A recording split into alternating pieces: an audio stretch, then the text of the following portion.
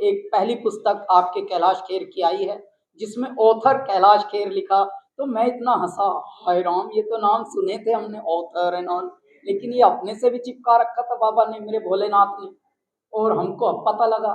तो ये आप लोगों को अब बधाई है, शुभकामनाएं हैं। बड़े बड़े देश जो आज आपको दिख रहे हैं ना, बहुत अमीर, बहुत इंफ्रास्ट्रक्चर तगड़ा है, वो डेवलप्ड कंट्रीज, या man, these are the country, you know, they were भिखारी।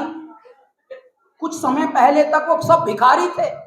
भारत लूट लूट के ले गए, भारत का सोना ले गए, ओ भारत लुटवाया भारतीयों ने। भारत कुछ वर्षों से संभल रहा है, और ऐसा संभल रहा है कि विश्व भारत की ओर लौट रहा है। जो देश आपस में लड़ रहे हैं वो भारत की ओर देखें, दोनों लड़ते, ये बचा लेंगे हम, ये बचा लेंगे। जिनकी इकोनॉमी घट रही है वो बेचारे कोशिश में, ये बचा लेंगे हम तो मरने वाले हैं बस, भाई भारत शायद हमें बचा लें। ये वाली जब उम्मीदें जग रही हैं तो समझ लो भारत की स्ट्रेंथ असली में क्या है।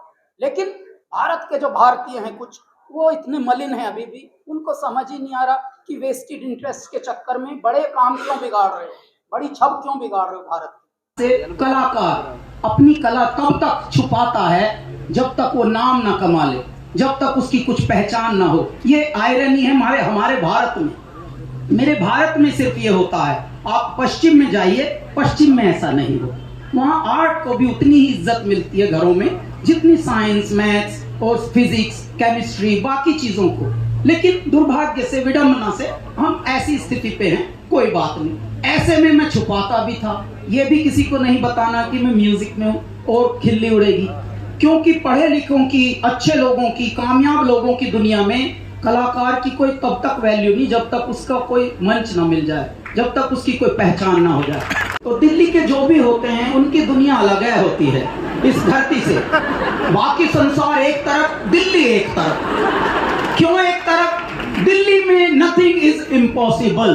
तो मैंने मजबूरी में, न जाने दाता कश्तियां लाख नजदीक साहिल सही, पर खुदा फिर कोई चाल चल जाएगा। जब परमात्मा को निर्मित करना होता है आपको, तो विषम परिस्थितियां, चैलेंजेस, चुनौतियां, because you are the chosen one, that is why he is sending challenges. ऐसे आपका निर्माण होता है। इस तरह से हमने बहुत सारे और जॉब्स किए साहब, घर छोड़ा, उसके बाद दुनिया देखी, दुनिया ने हमें देखा, बहुत सारे रिजेक्शंस, हर बात में रिजेक्शंस, और कहीं भी हम जल्दी से फिट नहीं होते। तो हमने विषमताएं, असफलताएं, अगली बुक यदि हमारी कोई आएगी तो वो, और जिसको हम बायोग्राफी भी कह सकते हैं, उसका नाम ही होगा, जबकि कोई नाम रिवील नहीं करता, नहीं तो नाम चुराते हैं लोग। लेकिन हम कितने पागल हैं, हाय लुटने में कितना मजा है, कैसे बताऊं। उसका नाम होगा प्रोडिजी ऑफ फेलियर्स।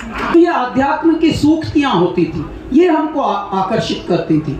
वहां से हमको लगा यार ये फेमस विधाएं भी हैं गायकी की, चित्रहार आता है, उसमें फिल्मी गाने आते हैं, लोग गजल गाते हैं, थोड़ी थोड़ी पिया करो। तो पता नहीं क्यों इस तरफ मन नहीं जाता। एक बालक है जो बड़ा हो रहा है, वो बड़ों को देख रहा है, बड़ों को बड़ों जैसी हरकतें भी देख रहा है, लेकिन उनके अंदर छुपी हुई वो घटियापंती भी देख रहा है। वो बालक अचानक एक ये बात ऑब्जर्व कर रहा है, ये कौन सी बात है जो ऐसी अवस्था को भी आकर्षित करती है।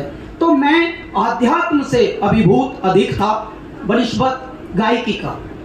इश्क जुनू जब हद से बढ़ जाए, हंसते हंसते आशिक सूली चढ़ जाए, जब इश्क का जादू सर चढ़ कर बोले, जब इश्क का जादू सर चढ़ कर बोले, खूब लगा लो पहरे रास्ते रब खोले।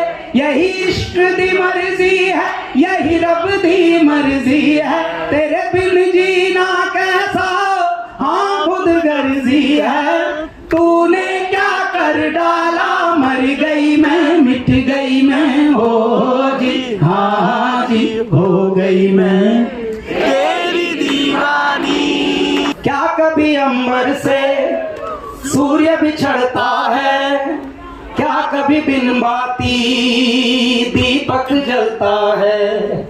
कैसी है ये अनहोनी, हर आंख हुई नम, छोड़ गया जो तू, कैसे जिएंगे हम, तू ही किनारा, तू ही सहारा, तू जग सारा, तू ही हमारा सूरज, तू ही तारा। मेरे साथ गाइए, जय